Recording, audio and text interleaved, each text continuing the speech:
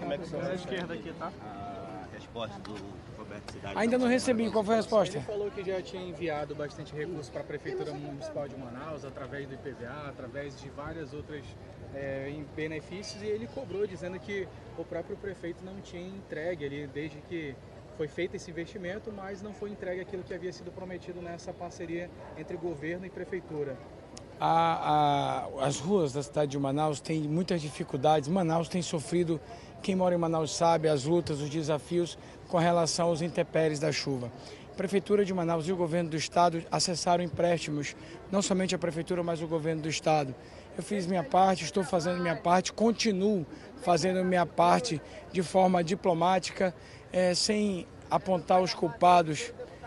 Espero ainda do governador que ele tenha sensibilidade com a Prefeitura de Manaus, não, mas com o povo da cidade de Manaus e, gentilmente, humildemente, não politicamente, sem apontar culpados. Existe uma população, 56% do estado do Amazonas mora em Manaus.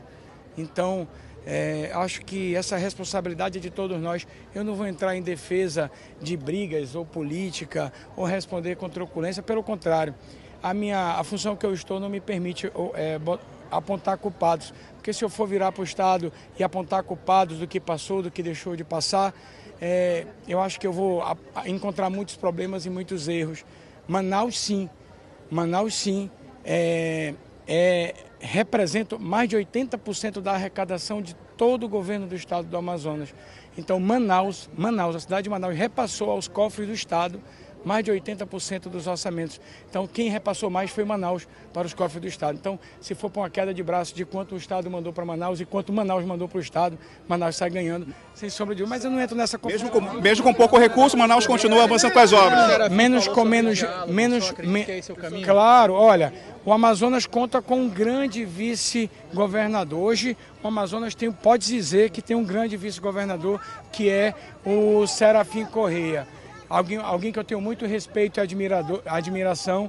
E com relação ao governador, fica aberta a porta do diálogo, da construção. Como eu disse ontem, a culpa dos buracos, dos problemas na cidade de Manaus, eu não posso ater ao governo ou à prefeitura.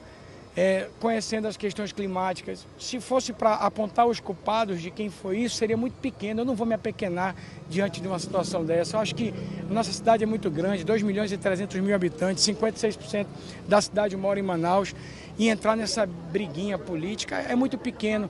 Eu acho que Manaus espera estadistas, prefeito e governador que dialogam. Mesmo com pouco recurso, Manaus continua com muito trabalho, prefeito. Manaus também é Amazonas. Manaus também é Amazonas. Faça acesso por aqui. Não, eu vou pela frente. Vamos por aqui mesmo.